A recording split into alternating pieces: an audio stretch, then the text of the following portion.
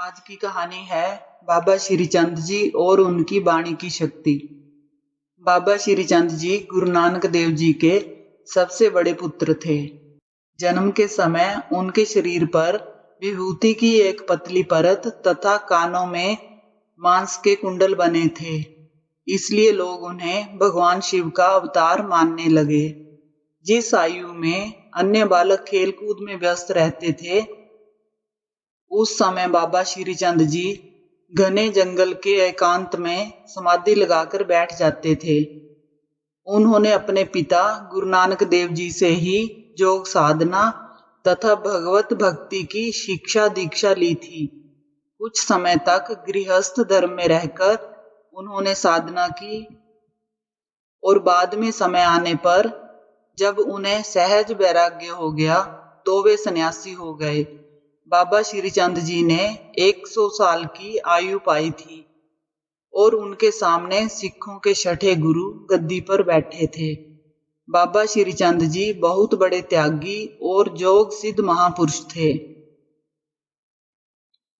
गुरु नानक देव जी ने अपना शरीर त्याग करने से कुछ समय पहले श्री अंगद देव जी को गद्दी दे दी थी।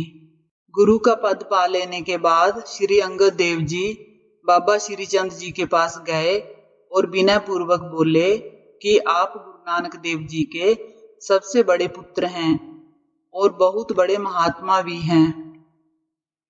उनकी गद्दी के आप ही सच्चे उत्तराधिकारी हैं। कृपया आप गुरु की गद्दी पर बैठिए और शिष्यों को उपदेश दीजिए। आप गुरुपुत्र हैं और मेरे लिए गुरु के समान ही हैं। गद्दी पर बैठना और शिष्यों को उपदेश देना आपके लिए ही योग्य है। श्री अंगद देव जी की बात सुनकर बाबा श्रीचंद जी प्रेम से विभोर हो उठे और गदगद कंठ से बोले, हे स्वरूप, आप मुझसे ऐसा क्यों कह रहे हैं? मुझे तो सारा संसार एक भगवत रूप ही मालूम होता है। मैं भला लोगों में गुरु और शिष्य का भेद करके उपदेश किस प्रकार कर सकता हूँ?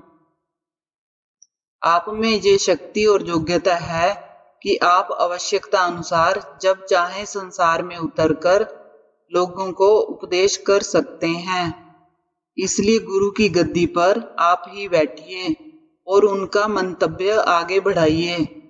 श्री अंगद देव जी ने बहुत अनुरोध किया, किंतु बाबा श्रीचंद जी ने गद्दी पर बैठना स्वीकार नहीं किया।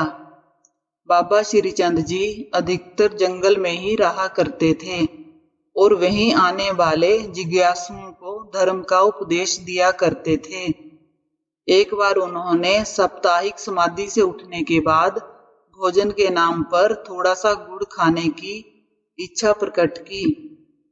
एक शिष्य भागा भागा पास के गांव में गया और वहां के दुकानदार से कहा, भाई थोड़ा सा गुड़ दे दो, गुरुजी ने गुड़ खाने की इच्छा प्रकट की है। दुकानदार ने समझ लिया कि ये पैसे देने वाला तो नहीं है, इसलिए दुकानदार ने कह दिया कि गुड़ नहीं है, लेकिन उसका सारा कोठा गुड़ से भरा हुआ था। शिष्य ने कहा, भाई तुम्हारे पास कोठे के कोठे गुड़ भरा है, लेकिन तुम थोड़ा सा देने के लिए झूठ बोल रहे हो। दुकानदार ने कह दिया, उसमें तो मिट्टी भरी है, गुड़ नहीं।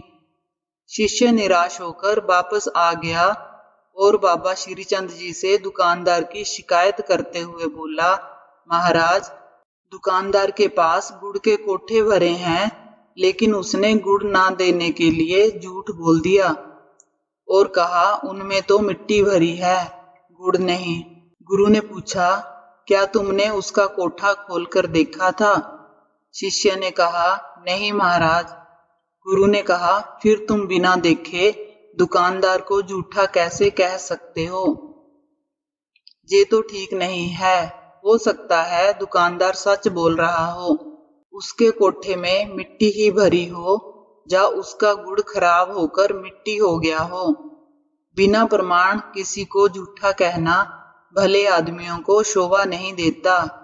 बताया जाता है कि जब उस दुकानदार ने दूसरे दिन गुड़ का कोठा खोला तो उसका सारा गुड़ खराब होकर मिट्टी हो गया था।